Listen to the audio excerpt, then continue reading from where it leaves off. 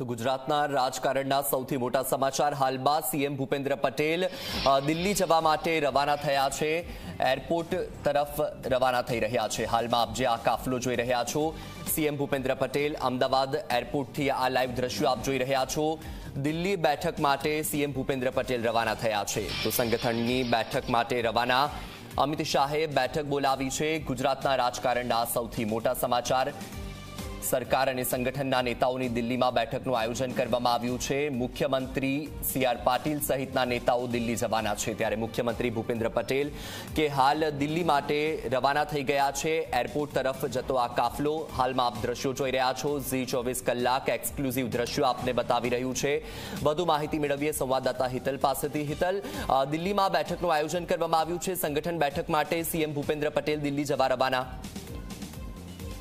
ચોક્કસ કહી શકાય કે મુખ્યમંત્રી ભૂપેન્દ્ર પટેલ દિલ્હી જવા રવાના થયા છે, અત્યારે એરપોર્ટ પહોંચી ચૂક્યા છે ને આપણી જે ટીવી સ્ક્રીન પર દ્રશ્યો જોયા એ સીધા જ એરપોર્ટથી તેઓ દિલ્હીની ફ્લાઇટમાં બેસે। સ્વાભાવિક છે કે આ બેઠક મહત્વપૂર્ણ માનવામાં આવી રહી છે, કારણ કે ભાજપના રાષ્ટ્રીય અધ્યક્ષ જેપી નડ્ડાની અધ્યક્ષતામાં આ બેઠક યોજાવાની છે અને ક્યાંક ને ક્યાંક જોવા જઈએ તો ગુજરાતની બાબત છે એટલે કેન્દ્રીય ગૃહમંત્રી અમિત શાહ પણ આ બેઠકમાં હાજરી આપવાના છે, એટલે મહત્વપૂર્ણ બેઠક છે।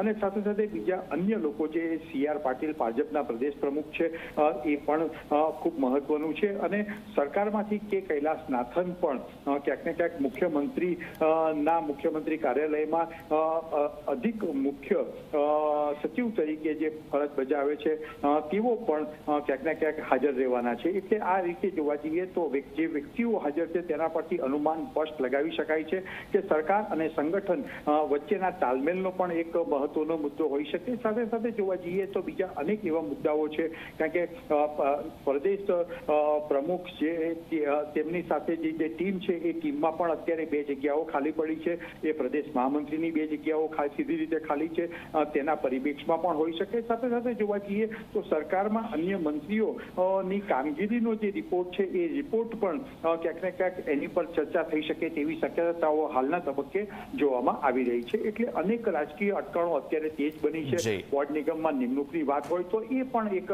ચર્ચાએ જોર પકડ્યું છે કે આ પ્રકારની નિમણૂક થઈ શકે, અથવા મંત્રીમંડળનું રિસફલની વાત હોય તો એ પણ ચર્ચા થઈ શકે। આવા અનેક મુદ્દાઓ અત્યારે રાજકીય રીતે ગરમાયા છે। બિલકુલ હિતલ, માહિતી બદલ આભાર। તો ગુજરાતના રાજકારણના સૌથી મોટા સમાચાર, સરકાર અને સંગઠનના નેતાઓની દિલ્હીમાં બેઠકનું આયોજન કરવામાં આવ્યું છે। મુખ્યમંત્રી સી.આર. પાટીલ સહિતના નેતાઓ દિલ્હી જશે।